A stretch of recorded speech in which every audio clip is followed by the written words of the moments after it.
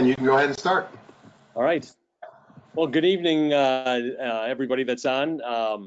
My name is Richard Schroeder. I'm an attorney here in Minnesota. Been practicing for 27 years and wanted to have a webinar tonight and have a speaker for you eventually here. I've been a licensed personal injury attorney. In fact, it says 22 years. It's actually 27 years.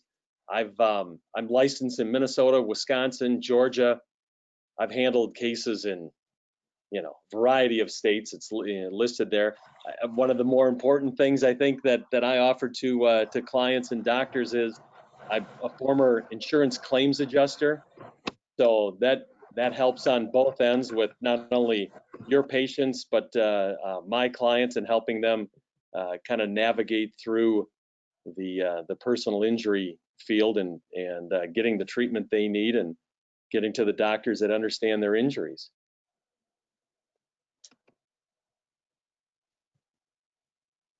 Tonight, I want to have a national expert on the issue of ligament damage assessment, Dr. Jeffrey Kronk, who is with Spinal Kinetics, that I have worked with the folks at Spinal Kinetics now for several years, as well as his staff.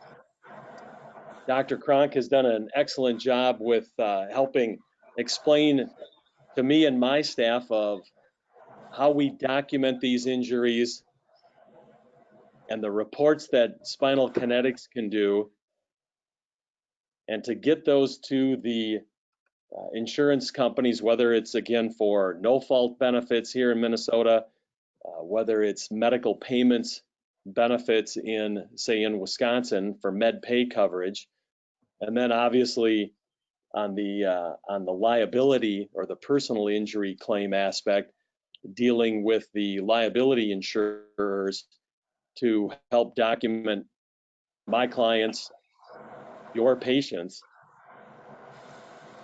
about these types of injuries and the significance of them. Dr. Kronk is, like I mentioned before, is a national expert. He has a podcast. He has written articles. He has given lectures all over the country on assessing ligament type injuries. And at this time, I'd like to introduce Dr. Kronk and have him talk to us a little bit about what Spinal Kinetics is and how he can help all of us with our clients, your patients, in documenting these injuries. Dr. Kronk? Yeah, thank you very much, Rick. I really appreciate it. And doctors, I really appreciate you taking the time to show up. As Rick has said, I have been featured in articles. I have my own podcast. It's a very popular podcast called Smart Injury Doctors. And I do a lot of different types of articles. I write for different mediums on injuries on the human body and on the specific to the area of injuries. Now, just as a short background, I've been a licensed doctor for 30 years. I treated for 17 years. I did over 5,000 new patients, 175,000 plus office visits, over 1 million spinal adjustments I delivered. So I understand the training, the treatment side. I understand being in the office. I developed 2 national spinal ligament testing companies. I'm currently the chief executive officer of the largest medical spinal ligament testing company called Spinal Kinetics. I'm the developer and chief designer of a program called CRMA, Computerized Radiographic Mensuration Analysis. That's our trademark term for the procedure that our board certified radiologists do to assess ligaments. I've published on ligaments. I've developed online training programs for both doctors and lawyers. And I have a law degree that I completed in 2013. So my role tonight, though, is to introduce outstanding legal services. So my role tonight is oftentimes doctors across the country, and tonight there's going to be doctors from Minnesota. There's going to be some doctors that have tuned in from across the country. There's quite a few doctors on this program tonight.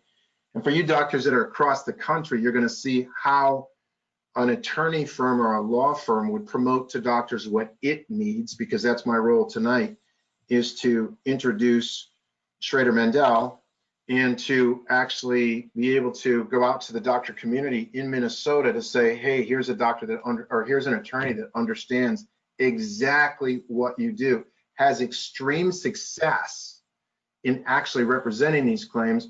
The biggest beef that I hear with most doctors is they can't find an attorney that understands the injuries. So I'm going to show you tonight an attorney that understands the injuries as well and possibly more than many doctors in the market.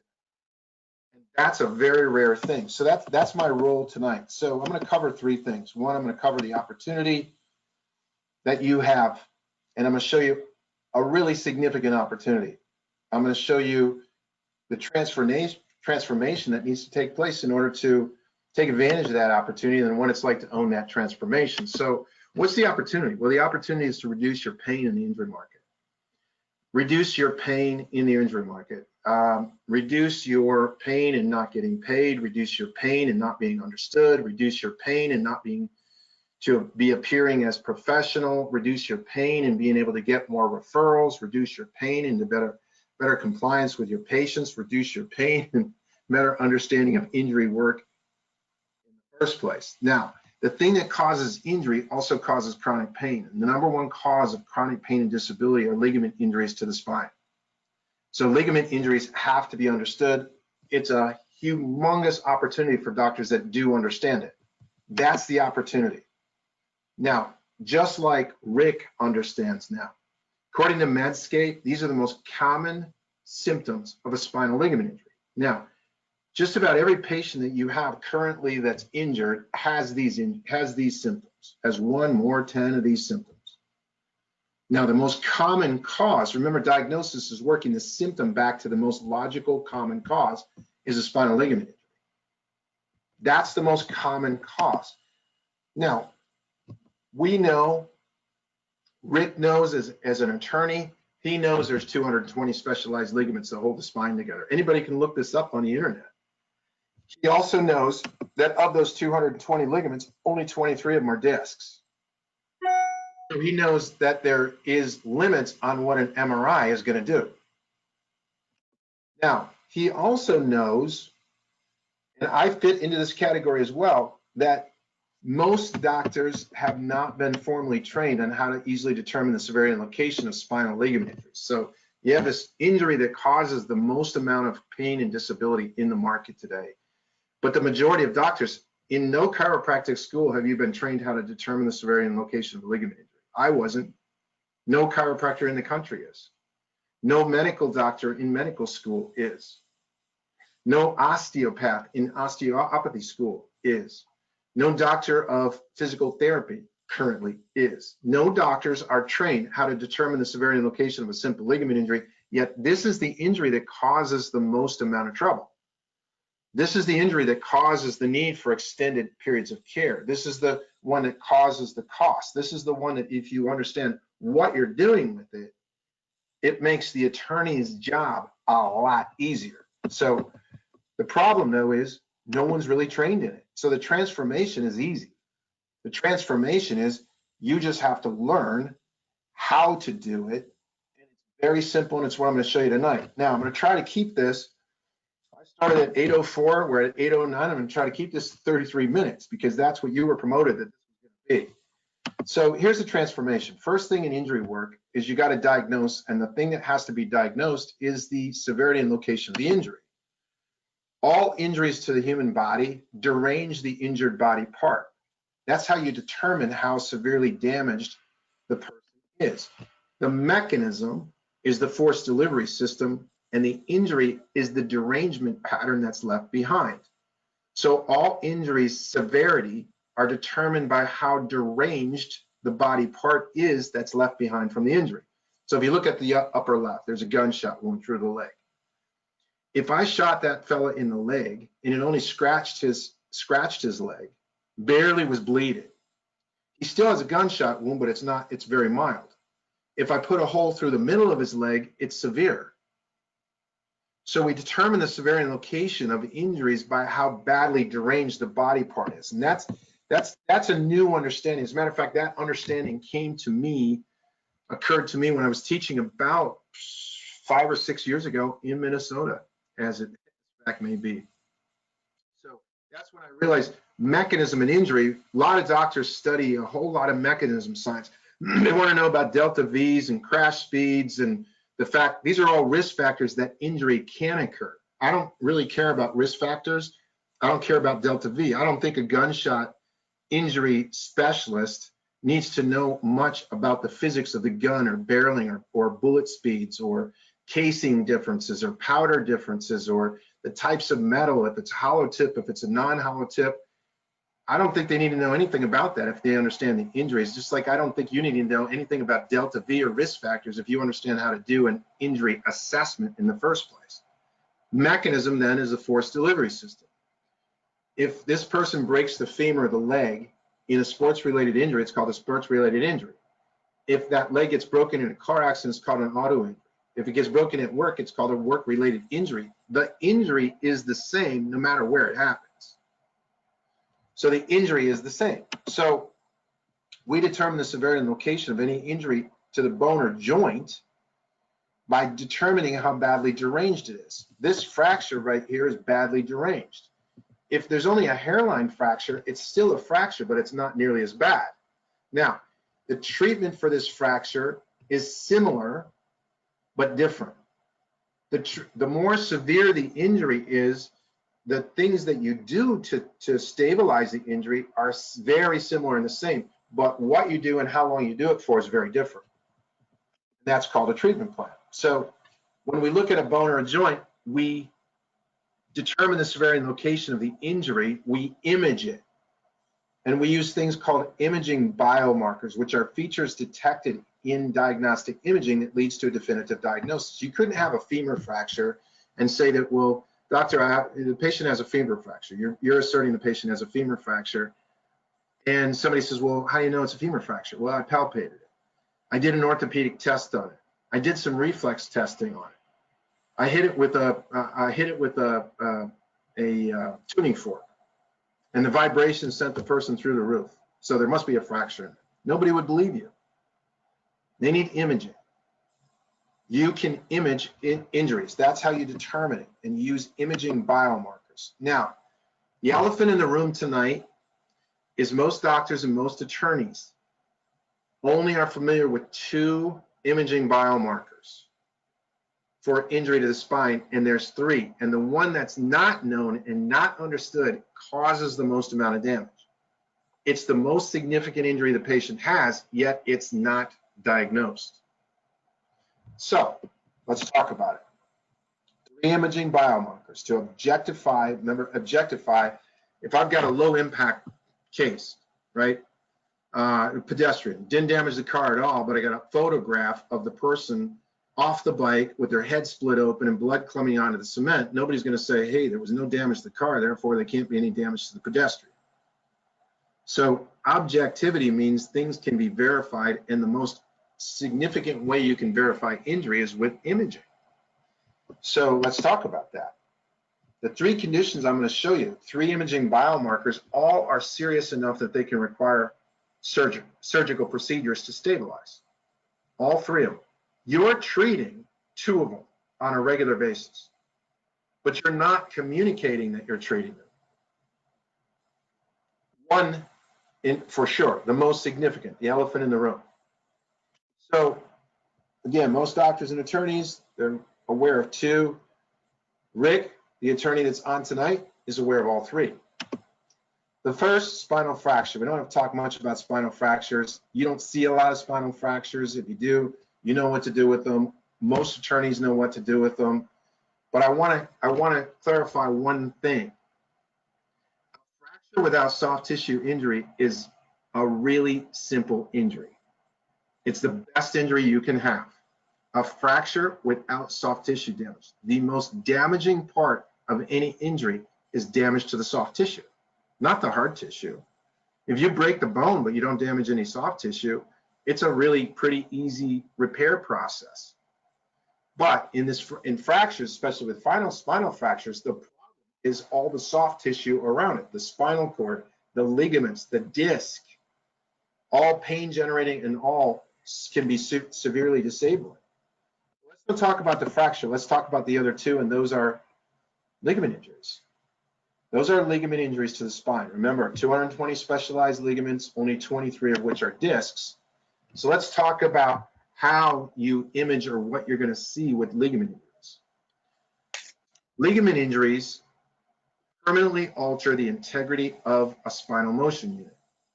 Now, when ligaments are damaged, they cause excessive motion. And that excessive motion, remember the image that I showed you of the fracture, how badly fractured it was? We determine how badly damaged ligaments are by how much excessive motion there is in the spine. That's the more significant translation back and forth movement there is. Remember, they're not supposed to move back and forth at all. So the more there is, the more damaged the motion unit is. The more that it over-angulates, the more damage there is to the ligaments, because it's the ligaments that hold it from the ability to over-angulate or to over-translate. So excessive motion is the most damaging finding to the ligaments in the spine. And I'll show you, I'll give you an example of why I say that. But before I do, remember, these things are only found in stress x-rays. They're not found on MRI. MRI is not designed to find it. I don't care if you're using CDI or you're using SUMA and you're using upright weight-bearing MRI. That's to determine if you have greater disc herniation because it's under pressure. They're not doing excessive motion studies on the motion units. And even if they did, there's a problem with factoring what it means because there's no focal film distance in a MRI. So you pick up this finding on x-ray. Now, in general surgical guidelines, if I'm a surgeon and I want to make more money, I've got to make more money, so I got to get my surgical procedures pre-authorized. I'm with Blue Cross of Minnesota, and I want to have a surgical fusion pre-authorized. Look it down at the bottom. What helps me to qualify is flexion extension radiographs that demonstrate instability and include any of the following. 3.5 millimeters of sagittal plane translation, 11 degrees of relative sagittal plane angulation. Wow, if this thing is moving excessively in translation or it's moving excessively in angulation, I can go in and fuse it, put in hardware and treat it, and I can get it pre-authorized. My $75,000, my $125,000 surgical procedure is now pre-authorized. Now, these findings you're treating on a regular basis, but you're not communicating that the patient has it, which makes it very tough on the attorney. And you're also not promoting to the world that you treat it successfully, which makes it extremely hard on the profession. So it does nobody any good to be missing these injuries. Now, these findings are the findings of permanent injury. Impairment is injury.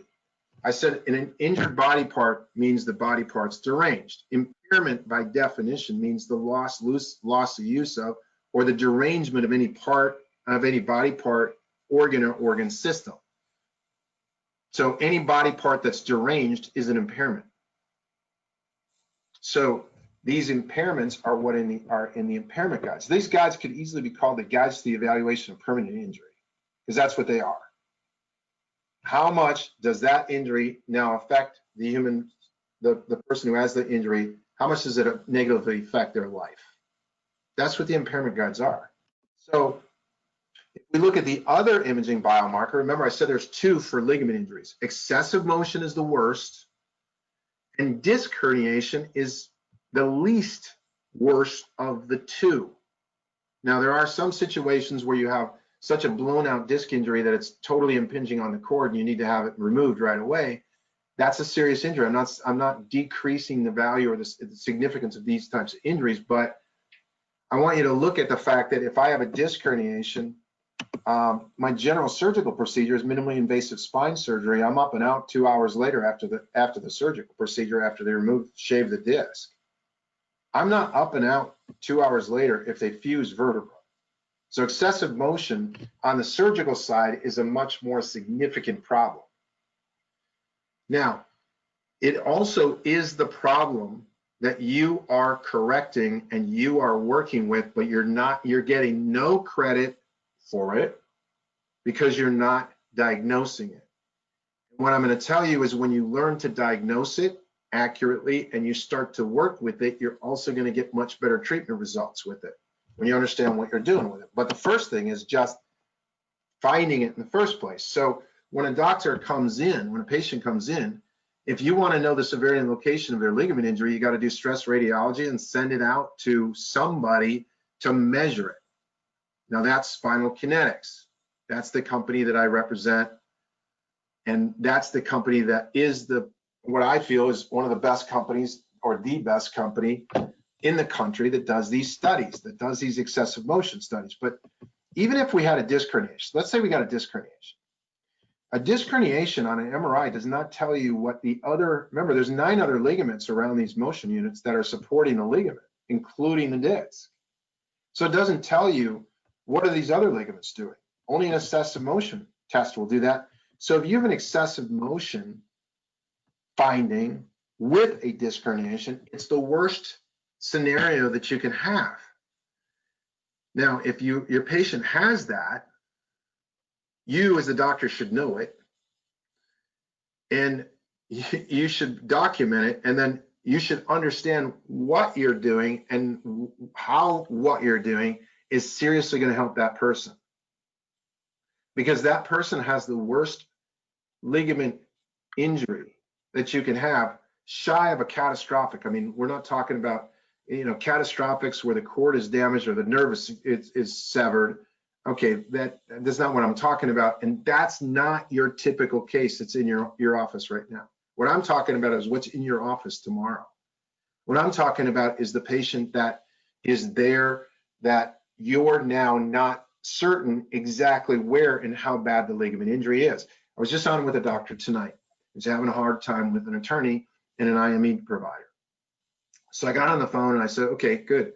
What are the injuries the patient has? He said they have neck injuries. I said, okay, that's good, but that's like saying you got a body injury. Where in the neck are they injured? Well, they had a bad auto accident. The guy hit him at 25 miles an hour. That's fine. There sounds like there could be force that could have caused an injury, but what is the actual injury? Well, they sprained their neck. Okay, but if I said they had a leg injury and I told you that they had a sprained leg, would you accept that? He was like, no. Well, what's the first question you want to know on a sprained leg? Which joints, where is it, and how bad is it? That's the same thing that the attorney tonight needs to know about ligament damage to the spine. They need doctors to understand how to determine where is it and how bad is it. So that's ligament testing. You have a disc herniation with no excessive motion, it's going to treat a lot differently.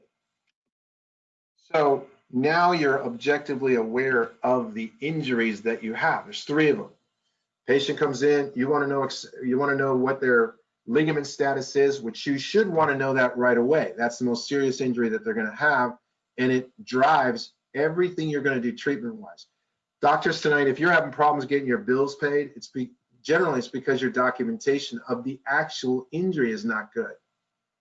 If I have house insurance and I have damage to my roof and it caused water damage to 2 floors, and I only report a hole in the roof, when the real damage to the house is $100,000, a hole in the roof is $5,000. The insurance company is not going to go, oh, well, gosh, if you had a hole in the roof, you must have had damage to 2 floors because it was raining really heavy that night. And so we're just going to give you $100,000. They're going to give you $5,000. You're going to blow up. You're going to think that they're stealing from you. They're fraudulent because they won't give you the $100,000 that it took to actually repair everything that was in your house. And the only reason why you're having this problem in the first place is you underdocumented the damage. When you stop underdocumenting the damage, a lot of problems resolve. So let me show you an example. This is what it looks like. A lot of doctors on the call tonight. This is what it looks like. Patient comes in, they say they got neck pain, headaches, numbness into the arms, and they got a pain scale of 8 for the headaches and the neck pain. Not an uncommon scenario. They just were in downtown Minneapolis. They got rear-ended, 15 miles per hour. their head was turned, they, bigger car hit them, all these risk factors that so many doctors like to actually include that really don't, I mean, they really don't matter if you know how to assess the injury. So we look at this and we say, okay, good. So neck pain, we're going to start to go, wow, okay, they must have a ligament injury, but where is it? If we got headaches, we know upper cervical. If we got numbness into the arms or general neck pain, it could be anywhere. Numbness in the arms, we know usually mid to lower cervical. So we're already starting to think with that. We go in and we do a motor and a sensory assessment, simple tests. I mean, a motor test to do the upper cervical motor test and an upper cervical sensory test takes like less than 3 minutes. Right now, we find that, hey, we got weak neck flexors, we got elbow flexor that's weak, and we got a wrist extensor that's weak. Okay, we also have a hypermobility at the C6 nerve, which would be the outside of the arm. So what we know there is, hey, we got a C5 nerve problem because we got a muscle test that just proves that we have a weakness in this area. We know the C5 nerve comes out between the C4 and C5 motion unit. So the first thing we should be thinking about is, well, is that motion unit damaged? Is it excessively moving? Is that what's causing the irritation to the nerve that's causing the pain, that's causing the motor problem and causing the pain? Right? We know we got a wrist extension problem. C6 nerve comes out between the C5 and C6 motion unit. What does that motion unit look like? We know we got a sensory problem right here. We run a pinwheel here. And we all learned about this stuff in school. It's just not being applied today in private practice on a regular basis. If you think today that what you can do is you take some x-rays, you kind of look at the x-rays, you do orthopedic testing, you do a foraminal compression, soda hall, you list those as positive, you say palpatory wise, they got pain and sensitivity in the area, they got restricted range of motion. If you think that's an examination to determine injury, good luck. That is not, you are not determining the injury. Remember, the injury is the deranged part and how badly deranged it is. So if we got a C5, C6 nerve, we know it comes out the C5, C6 motion unit. So we want to know right away, these are the motion units that these nerves are associated with. So we simply put the patient in front of our x-ray machine. We take great images, or we send out to have great images taken. Then we send those images out to an unbiased third party, best that we can find. I'm going to tell you, Spinal Kinetics is the best that you should be able to find. If you can find better, if you can find a company that will support, get on with the attorneys, has radiologists that understand what they're doing with this. If you can find somebody that's doing that, good luck. Go ahead and use them if they're better than we are. You're going to send it out. Now you have an unbiased report. Remember, excessive motion can cause the patient to qualify for a surgical procedure. Now, it's not going to, if you say they have a finding that qualifies for a surgical procedure as a chiropractor, you're not looked at as credible. So this is hugely increasing your credibility. As a doctor and as a professional, you want to work with the top professionals you can work with. That test comes back with excessive motion. It comes back looking like this, right? These two units right here are severe grade 3 sprain findings. They're severe. They could qualify the patient under surgical guidelines for a spinal fusion surgery. Now, you don't have to get excited and say, oh my gosh, that means it's out of my case. You're probably treating about 30% of these right now in your private practice. You may not be treating them that well. It would be a lot better if you knew where they were and you started to focus on them. But you have patients right now that you've been treating for, you've been doing it for years. So you don't have to get so excited about that. And I'll answer any questions you have on it in the question and answer at the end. These right here are grade 2 sprain findings, right? So you also did an A to P open mouth and you had lateral offsets. So these are severe sprain findings. These are moderate sprain findings. This finding right here, there's not anything that you could pull. I could pull up consensus document after consensus document to show this is the #1 cause of headaches. Also pull consensus to show that these motion units, and when they're damaged, are the main cause of neck pain and numbness in the arms. Now, how hard is that? If you thought that you needed an MRI, good. You send out for the MRI if you think you got a disc complication. Now, how hard is that, though? How hard is that to do? It's not, doctors. It's very easy to do, but here's what's hard. You can get on a webinar tonight, and you can go, oh, yeah, I already knew that, or yeah, gosh, this guy was pretty good, and I know that. But you know what? Tomorrow, you're not doing it. So you're not, this isn't something that you think about. This is something that you do. This is something that you do. And if you will do it, remember, that's the transformation. I said, here's the opportunity. You want less problems. 9 out of 10 patients in America that are in chronic pain do not have a pathoanatomic cause, 63% of which that chronic pain is spine related. They're working with doctors that don't understand how to locate the actual condition, the actual derangement that's causing their chronic pain. When you can do that, your opportunity opens up dramatically. New patients become everywhere. And so when you understand that, there's no more serious spinal ligament injuries in the neck or lower back going undiagnosed. So you and your clients or your patients' number one problem is resolved. In this case tonight, I'm introducing these ideas and this approach for Rick Schroeder of Schroeder Mandel in Minnesota. And again, why? He's an attorney that understands it. And he needs doctors to understand it. He needs doctors that understand it so he can refer to those doctors when he has clients come in. And he needs doctors that understand it, understand that he understands it, so that they can begin a relationship of working with and stop working with attorneys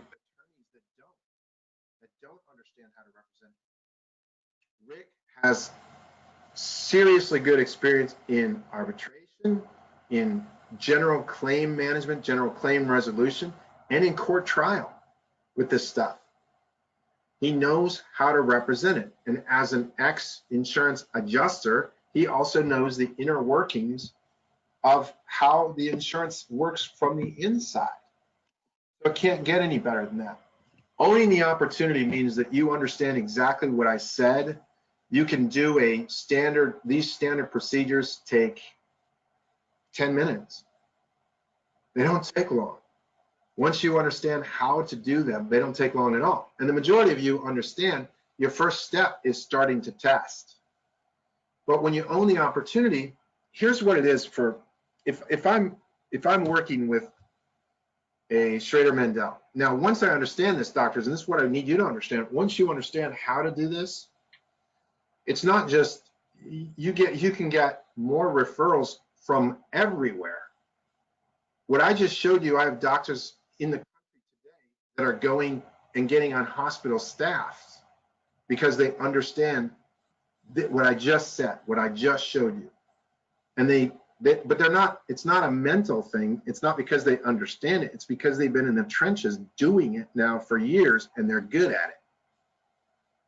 So the opportunity when hospitals come and say, hey, we don't want all of these injury patients going out of the hospital, so we want to start outpatient centers, and we want to buy outpatient centers that we can refer these patients to in our emergency room and in our hospital, because we have 957 injury patients a month walking into our hospital that we want to start to control now. You as a doctor can sit in that boardroom if you want to and show why you are the one that they should purchase, your clinic's the one that they should purchase, or you're the one that should be on their staff. So when you own the opportunity, you're understanding the diagnosis and the treatment guidelines that your guidelines show. If I'm with Rick in a deposition, I'm not using personal opinion for anything. How badly damaged was the person? Here's the images, here's the imaging results. Here's what the consensus says about these injuries. You want to argue? Argue with the consensus, argue with the AMA, argue with these national chiropractic guidelines. So if I'm doing exactly what my guidelines say I can do, I'm doing exactly what I need to do to identify permanency, and I'm documenting the outcome the patient has from the injury on a regular basis. You are providing documentation that most attorney offices do not get. So when I go into attorney offices to help attorneys actually do a better job with their studies, with their claim resolution process, it's always the same problem. It's really bad documentation. And I don't care if you've got an automated EMR system that prints 2 pages of, or 2 inches of beautiful, highly written notes that don't really say anything. It doesn't matter. So when you own this opportunity, it's very, very easy to grow. Now I'm at 32 minutes. So here's what I'm going to tell you. This level of diagnostic acumen is what Rick is looking for. So if you're looking for an attorney that understands completely what it is that you do, you need to call 651-426-8740 tomorrow, call his staff and set up a lunch, go over to his office, meet him. And I don't care, doctors, I hear so often, and now I'm done. The 33 minutes is what you got. So I want to hold to my promise on the 33 minutes. But I hear a lot, I can't find an attorney, I can't find an attorney. If you have an attorney that's good at personal injury resolution of cases, I don't care if that attorney's an hour or 2 hours away. Refer your patient to that attorney. They don't need a lot of face time today to resolve claims. They need great attorneys. So make yourself available. It's not often that you get on a program where an attorney's actually coming out and saying, hey, you need to diagnose, we understand these conditions, and let's make it easier for everyone by understanding how to diagnose these conditions better. Now, if you're not ligament testing, you need to. So if you're on this call tonight, you need to call Spinal Kinetics tomorrow and set yourself up to get onboarded as a new provider so that you can avail yourself of the services of Spinal Kinetics. You call 877-508-9729, or you just go to thespinalkinetics.com. Now, as I said, we're now at 8:38, so we're into my 34th minute. What I want to do now is bring Rick back on. Rick, we're both on now, and doctors, I want to open it up to question and answer. So if you have questions, what I want you to do is just go ahead and ask the question. You just type the question into the question box. If you have a mic on your computer, you just raise your hand, and I'll let you ask the question right away. So, okay, here's questions. Dr. Kronk, are you saying that an excessive motion ligament injury is more damaging than a disc herniation? Yes and no. There's no absolutes with this. What I'm saying is the majority of the time, your patient has serious excessive motion problems from the ligament damage. They can also have disc herniation. Now, it's very rare. In my 17 years in private practice, I never had one disc herniation that needed an immediate surgical procedure to the disc, that the disc was that badly damaged. So it's very rare that you have that level of disc herniation. Can you? Yes, that's the outlier. So I can't say they're always, more significant than disc herniation, because there's outliers in every condition. But I can say in general, yes.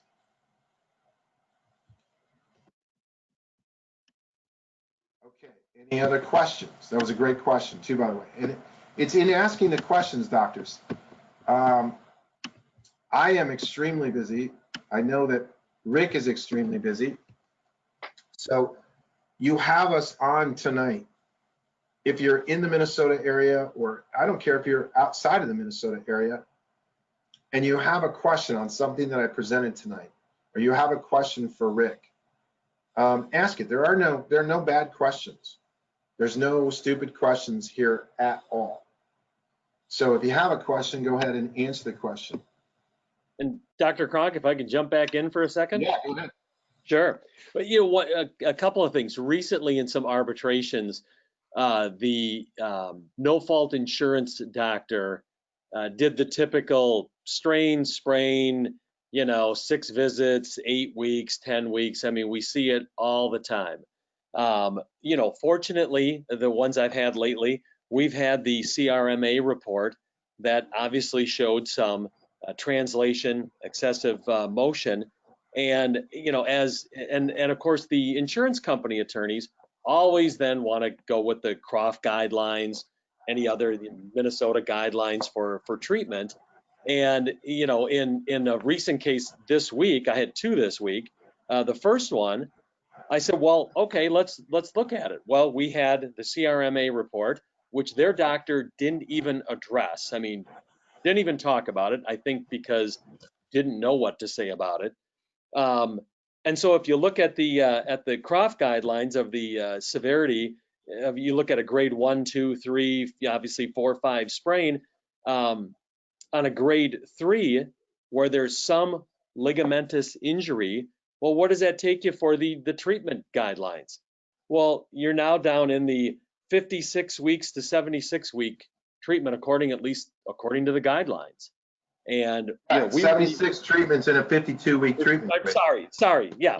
And so in this case, we were in, like the 40 range, and so I mean we weren't even close to the max on that. But again, their doctor, the more important thing about it was that their doctor never even addressed it. He just went with, as you mentioned before, Dr. Cronk, just his opinion.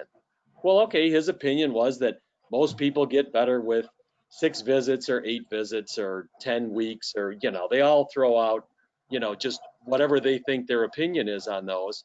But with respect to the guidelines, we can, with a CRMA report, we can clearly take it out of that. The other thing about, MRIs and herniated discs, just like you had mentioned, you can have a herniated disc, but what will also help me, help the patient, help us with the insurance company, you can also do the CRMA to show not only do they have a herniated disc or a bulging disc, but they've got usually, the ones that I've seen anyway, you're going to have translation, you're going to have excessive motion in that area of the bulging disc, herniated disc. And again, that helps me, that helps you, especially if it's a situation where, let's say it's only just, I don't want to say but just a bulging disc. It's not effacing anything, it's not pressing on the nerve. So they go, the insurance adjusters go, no big deal, right? Well, then you send them out to, you get the flexion extension, send them out to spinal kinetics, and all of a sudden you find out what? That there is excessive motion. And then you instead of just saying, oh, we've got just this slightly bulging, disc, it's not really supposedly doing anything. Insurance companies, they don't think that's a big deal, or their attorneys don't think it's a big deal. All of a sudden, we now have other imaging that takes it, that obviously helps me, helps you to say, well, then why is this person still needing treatment? Why are they still having these symptoms? That's why. So even on my clients' cases that have had MRIs, I also want the treating docs to do the flexion extension x-rays and to have a CRMA report to document further injuries. Right. It's just, I'll tell you what, it's just the logical path, doctors, is you're going to take your x-rays first. Most patients don't get an MRI in the first week. You're x-raying them first. So your x-ray study is a primary imaging study. And you need to mine all the information that's in that primary study. If you're going to do it, then do it right. Second, it's going to tell you, and I don't have time tonight, but research shows that if you have excessive motion, especially in extension, that you can start to tell where, and with a great deal of specificity, where you're going to have a disc herniation or where you're going to have a disc bulge. So it's very different when the radiology center is receiving a patient, and in the patient report, the doctor's reporting, look, they have excessive motion at C5 and C6, and so I want you to check that motion unit for a disc herniation, and lo and behold, it shows a disc herniation. The radiologist is going, what the heck is up with this doctor? How does he know how to call that? So your professionalism really starts to increase only simply because you understand the injuries. All you're doing is just increasing your understanding and your ability to diagnose and locate these injuries. So it just makes everything a lot easier, a lot easier. And here's the thing, what I've said for the longest time is, doctors, if you're listening to me tonight, I have never been an insurance advocate, a patient. Well, I was a patient advocate for a while, and then I stopped. You know, the writing all the, you know, everything was bad. The insurance companies were after, you know, they were trying to rip off the patient, everything else. That was very early in my career. And then I realized, you know, I'm really not an advocate for the insurer, because I'm doing what the insurer wants, which is trying to get the patient well quickly. I'm not an advocate for the attorney, but I'm doing what the attorney wants, which is, you know, getting the documentation done very specifically so his job is easy. I'm not really an advocate for the patient. I'm a clinical rationale, I need to be very good with clinically what's going on with the patient. Patients are all different, so I just need to be really highly effective at results. I'm an advocate for results. And when you start to look at it, when I started to look at it that way, and it took me a while to look at it that way, you know, have these aha moments, is that it became very easy. Depositions became easy. I'm not emotionally involved. Do I think there's rightnesses and wrongnesses in the market? Yes, but I'm not emotionally involved. I'm highly objective, and I don't have to be emotional. Like I said, I got a photograph of the dead guy. You know, okay, somebody's going to be mourning the death, and I understand that, but my job was just to get pictures of it and to try to do anything that I could to help. That was my job, and I did it. So it just makes the whole personal injury process a lot easier, a lot less adversarial. And for me, that was when it became really fun. Fun to work with Rick Schroeder, who understands it and knows that, okay, yeah, maybe we got an IME doctor that's dead. They haven't even looked at the information. Maybe they weren't even sent the information. You know, maybe the adjuster only sent them half the file. Maybe they didn't send them the MRI findings, and they didn't send them the CRMA findings. So they never even had a chance to look at it. So they made their opinion based on lack of information that's not going to show up until somebody questions. So it just made the whole process a lot easier. And so doctors, I'm stressed. If you're in Minnesota, you want to call Rick. Call him, introduce yourself. It's the easiest thing in the world to do. Rick, do you want to say more? Well, I just wanted to just along again with respect to the MRIs and disc injuries, and then the CRMA report. The other thing that we hear all the time is, well, how do we know that bulging disc wasn't there? How do we know it's not just degenerative? How do we know this? And it just happenstance that the person then got, rear-ended and has neck pain. I mean, and then as we know, there's the studies out there that say if you imaged, X number of people, whatever percentage is going to have bulging discs, et cetera. So we hear that. How do we know it's not pre-existing? Again, you get the CRMA report, and all of a sudden you have excessive motion. I sit there and go, well, my standard is in proving that is what's more likely than not that it was either pre-existing or it was caused by trauma.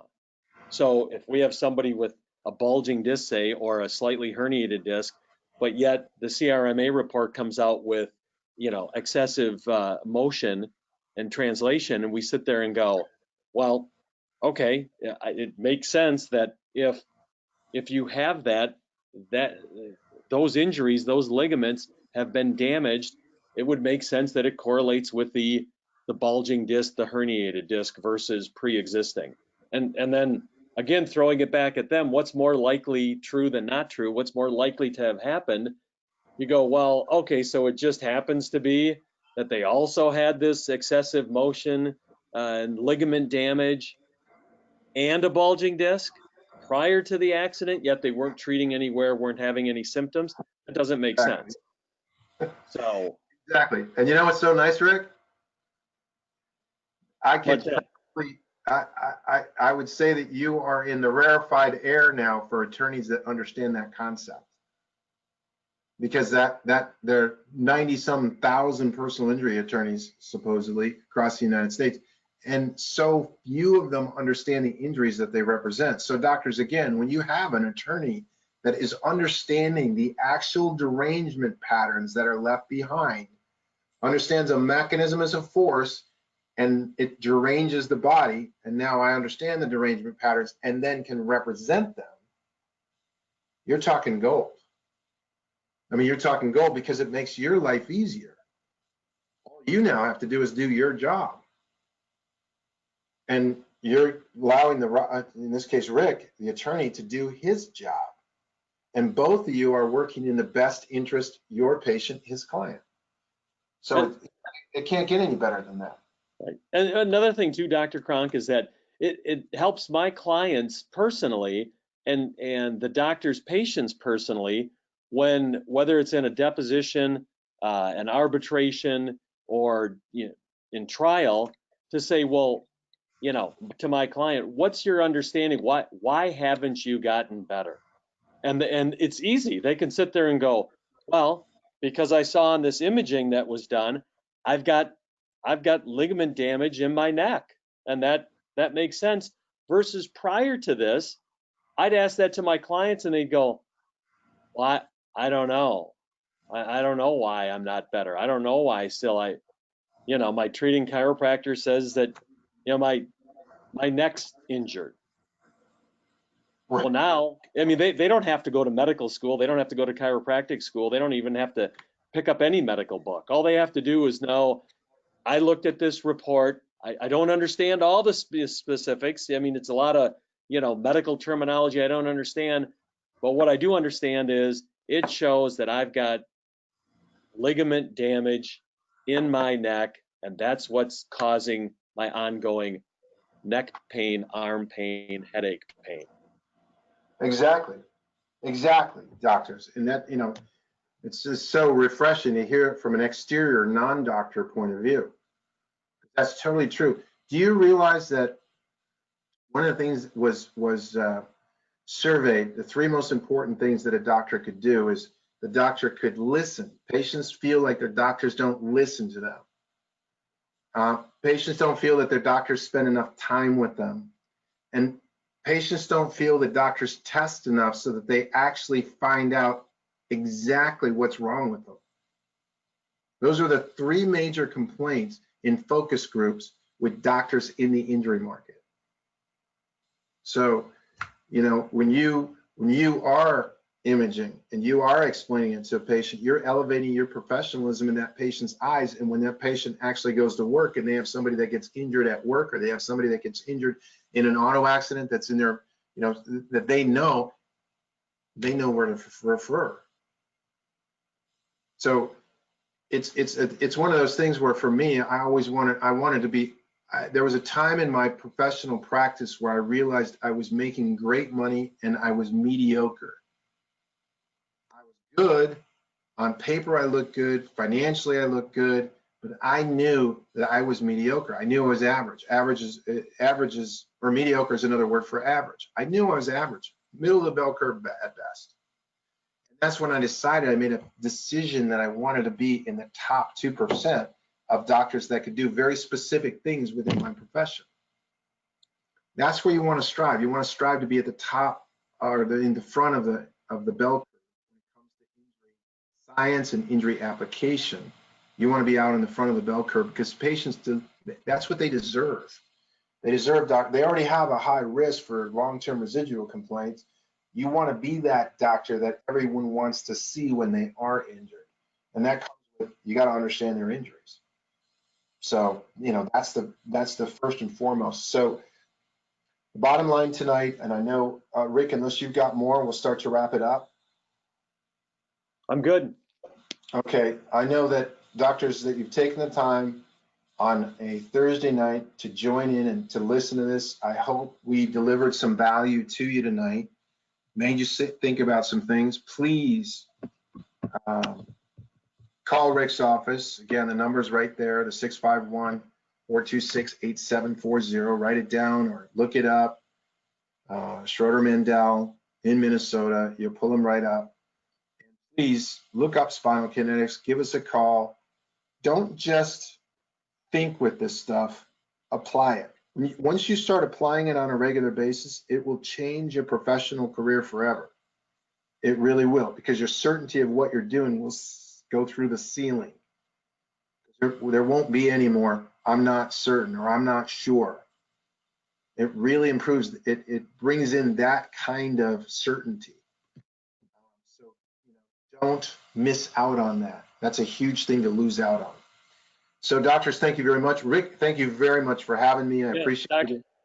Yep, Dr. Cronk, thanks for taking your time and explaining this tonight. I just want a final thing to add is the staff at Spinal Kinetics is great. I have heard from treating doctors saying that, they at first kind of didn't know how to do or what to do after I sent them some materials, and the staff took over.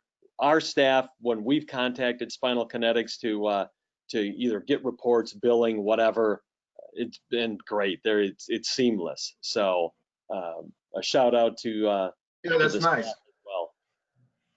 That's perfect. Thank you. Thank you.